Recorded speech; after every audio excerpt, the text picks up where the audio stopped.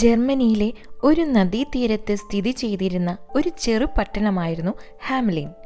വളരെ സുന്ദരമായ ഒരു പട്ടണമായിരുന്നു അത്. പക്ഷേ കുറെ വർഷങ്ങൾക്ക് മുൻപാണെന്നു മാത്രം. കാരണം അവിടുത്തെ ആളുകൾ പട്ടണത്തെ വളരെ വൃത്തികേടാക്കി. ചപ്പുചവറുകളും ഭക്ഷണാവശിഷ്ടങ്ങളും അവർ നിരത്തുകളിൽ വലിച്ചെറിഞ്ഞു. വീടിനു വെളിയിൽ എവിടെയും അവർ അത് ചെയ്യുമായിരുന്നു. നഗരത്തിൻ്റെ മേയർ പോലും ഇക്കാര്യം ശ്രദ്ധിച്ചതേയില്ല. അത് കാരണം ആ പട്ടണത്തിൽ എലികൾ നിറഞ്ഞു. എലികൾ പരത്തുന്ന രോഗങ്ങളാൽ ഹാംലിൻ പട്ടണവാസികൾ ദുരിതത്തിലായി. പട്ടണത്തിൽ എവിടെ നോക്കിയാലും എലികളായിരുന്നു. തൊട്ടിലിൽ കിടക്കുന്ന കുഞ്ഞിനെ പോലും അവ വെറുതെ വിട്ടില്ല. പാത്രങ്ങളിൽ വച്ചിരുന്ന ഭക്ഷണങ്ങളും അവ എടുത്തു കഴിക്കും. കിടക്കകളിലും വീടിൻ്റെ മുക്കിലും മൂലയിലുമെല്ലാം എലികളായിരുന്നു. ആളുകളുടെ ഇടയിലും അവ യഥേഷ്ടം വിഹരിച്ചു. ജനങ്ങൾ സഹികെട്ട് മേയറുടെ കൊട്ടാരത്തിലെത്തി സഹായം അഭ്യർത്ഥിച്ചു. ജനക്കൂട്ടത്തിൻ്റെ ബഹളം കേട്ട് മേയർ പുറത്തു വന്നു. അവരുടെ പ്രതിനിധികളോട് അകത്തേക്ക് വരാൻ ആവശ്യപ്പെട്ടു. ഈ പട്ടണത്തിൽ എലികളെ കൊണ്ട് ജീവിതം വഴിമുട്ടിയിരിക്കുകയാണെന്നും എത്രയും വേഗം എലികളെ തുരത്തണമെന്നും അവർ ആവശ്യപ്പെട്ടു. മേയർ പറഞ്ഞു, ഇതിന് പരിഹാരം കാണാൻ നമുക്കുടനെ ഒരു യോഗം വിളിക്കാം. എനിക്കല്പം സമയം തരൂ. മേയറുടെ വാക്കുകൾ വിശ്വസിച്ച് ജനക്കൂട്ടം പിരിഞ്ഞുപോയി. മേയർ ഉടനെ കൗൺസിലർമാരുടെ ഒരു യോഗം വിളിച്ചു.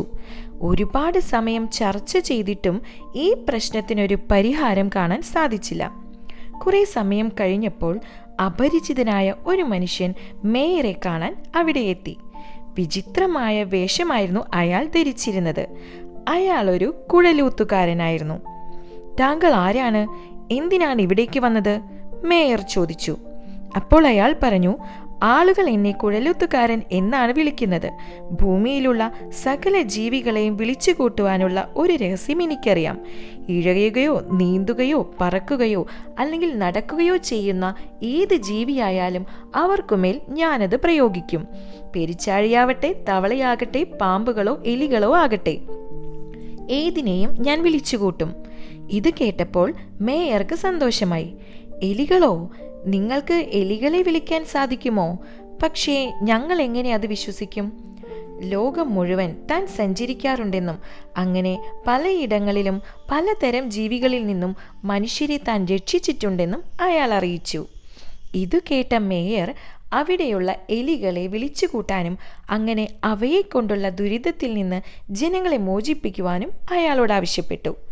തീർച്ചയായും താനത് ചെയ്യാമെന്നും പകരം 1000 പൊൻപണം പ്രതിഫലം നൽകണമെന്നും അയാൾ ആവശ്യപ്പെട്ടു. 1000 അല്ല, 10,000 പൊൻപണം ഞാൻ തരാം.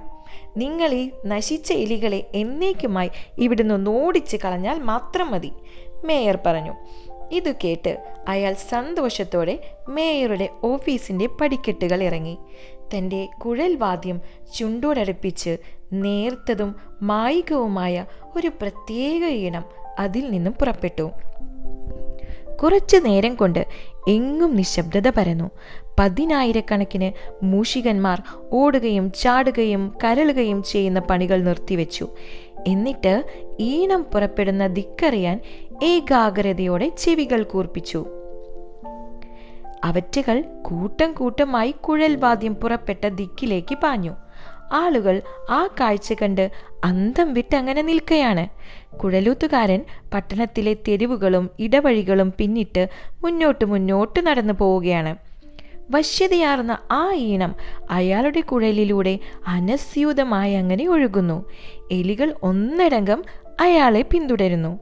കുഴലൂത്തുകാരൻ മുന്നിൽ, ലക്ഷോപലക്ഷം മൂഷികന്മാർ പിന്നാലെ. തെരുവ് വീതിയുടെ ഇരുവശത്തും അവിശ്വസനീയമായ ഈ കാഴ്ച കാണാൻ തടിച്ചുകൂടിയ ജനങ്ങൾ.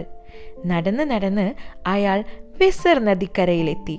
എന്നിട്ട് പതുക്കെ നദിയിലേക്കിറങ്ങി 3-4 കാലടികൾ മുന്നോട്ട് വെച്ചു. കുഴലൂത്തുകാരൻ്റെ പിന്നാലെ പാഞ്ഞ എലികൾ രണ്ടാമതൊന്നും ആലോചിക്കാതെ പുഴയിലേക്ക് എടുത്തു ചാടി. അങ്ങനെ അവ ഒന്നോടെ ആ പെരുവെള്ളത്തിൽ മുങ്ങിച്ചത്തുപോയി. അവസാനത്തെ എലിയും പുഴയിൽ ചാടും വരെ അയാൾ കുഴലൂതിക്കൊണ്ട് അതേ നിൽപ്പ് തുടർന്നു. ജനങ്ങൾ സന്തോഷത്താൽ ആർപ്പു വിളിച്ചു. കുഴലൂത്തുകാരൻ മേയറുടെ ഓഫീസിൽ ചെന്നിട്ട് പറഞ്ഞു, ഞാൻ എൻ്റെ ജോലി ഇതാ പൂർത്തിയാക്കിയിരിക്കുന്നു. ഇനി തരാമെന്നേറ്റ 1000 പൊൻപണം തരൂ. മേയറുടെ മുഖഭാവം മാറി. പുഞ്ചിരിയുടെ സ്ഥാനത്ത് ധിക്കാരം നിറഞ്ഞ ഭാവം. 1000 പൊൻപണമോ? വെറുതെ ഈ കുഴലെടുത്ത് ഒന്നൂതി നിസ്സാരമായൊരു രാഗം കേൾപ്പിച്ചതിനോ? 50 പൊൻപണം തരാം. വേണമെങ്കിൽ ചെയ്ത സേവനത്തിന് കുപ്പായത്തിന്മേൽ ഒരു ബഹുമതി ചിഹ്നം കൂടി കുത്തിത്തരാം. അപ്പോൾ നേരത്തെ പറഞ്ഞുറപ്പിച്ച തുക നിങ്ങൾ എനിക്ക് തരില്ല അല്ലേ? അവസാന വാക്കെന്നോണം കുഴലൂത്തുകാരൻ ഒരിക്കൽ കൂടി മേയറോട് ചോദിച്ചു. ഇല്ല, 50-ൽ കൂടുതൽ ഒരു ചില്ലി പോലും ഞാൻ നിങ്ങൾക്ക് തരാൻ പോകുന്നില്ല, മേയർ തറപ്പിച്ചു പറഞ്ഞു. കുഴലൂത്തുകാരൻ ഒരക്ഷരം പോലും പറയാതെ നേരെ പുറത്തേക്കിറങ്ങി. എന്നിട്ട് ഹാംലിൻ പട്ടണത്തിൻ്റെ പ്രധാന വീതിയിലെത്തി. ഒരിക്കൽ കൂടി കുഴൽ വാദ്യം അയാൾ ചുണ്ടോട് ചേർത്തു.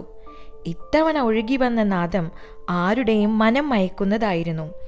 അപ്പോഴുണ്ട് കുട്ടികൾ ആ മധുര ഗാനത്തിനൊത്ത് താളം പിടിച്ചും ചുവട് വെച്ച് നൃത്തം ചെയ്തും അണിയണിയായി അങ്ങനെ എത്തിച്ചേർന്നു.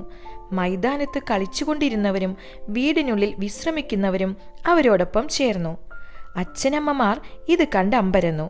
അവർ എങ്ങനെയൊക്കെ ശ്രമിച്ചിട്ടും അവരെ പിന്തിരിപ്പിക്കാനായില്ല.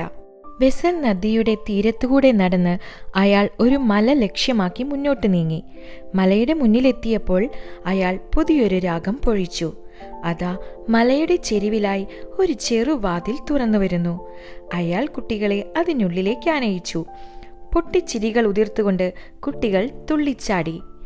അങ്ങനെ ഹാംലിൻ പട്ടണത്തിലെ കുട്ടികളെല്ലാവരും നിഗൂഢമായ ഏതോ ഒരിടത്തേക്ക് പോയി മറഞ്ഞു. മുടന്തനായ ഒരു ബാലൻ മാത്രം പിന്നിൽ അവശേഷിച്ചു. നടക്കാൻ ബുദ്ധിമുട്ടുള്ളതിനാൽ അവൻ ഏറെ പിന്നിലായിപ്പോയിരുന്നു. അവൻ കുന്നിൻ ചെരുവിലെത്തുമ്പോൾ ആ ഗുഹാവാതിൽ അടഞ്ഞു കഴിഞ്ഞിരുന്നു. ഒറ്റയ്ക്കായപ്പോൾ ആ പിഞ്ചു ബാലൻ കുന്നിൻ ചെരുവിലിരുന്ന് തേങ്ങിക്കരഞ്ഞു. തൻ്റെ കൂട്ടുകാരെ ഓരോരുത്തരെയായി പേര് ചൊല്ലി വിളിച്ചു. പക്ഷേ വിളി കേൾക്കാൻ ആരുമുണ്ടായിരുന്നില്ല. നോക്കി നിൽക്കെ ആ വാതിലും പോയി മറഞ്ഞു. അതിൽ പിന്നെ നമ്മുടെ കുഴലൂത്തുകാരനെയോ കുട്ടികളെയോ ആരും ഇന്നേ വരെ കണ്ടിട്ടില്ല. പക്ഷേ മലയുടെ ചെരുവിൽ നിന്ന് കുട്ടികളുടെ മണിനാദം പോലുള്ള ചിരിമുഴക്കങ്ങൾ ഇടയ്ക്കിടെ കേൾക്കാറുണ്ടെന്ന് ചിലരൊക്കെ പറയുന്നു. ഒപ്പം ആരുടെയും ഹൃദയത്തെ പിടിച്ചുലയ്ക്കും വിധം നിഗൂഢവശ്യതയാർന്ന കുഴലൂത്തുകാരൻ്റെ ഈണവും അവിടെയെങ്ങും ഒഴുകിപ്പരക്കാറുണ്ടത്രേ. എന്തായാലും അതിനുശേഷം ഒറ്റ എലി പോലും ഹാംലിൻ പട്ടണത്തിൽ പ്രവേശിച്ചിട്ടില്ല, ഉറപ്പ്.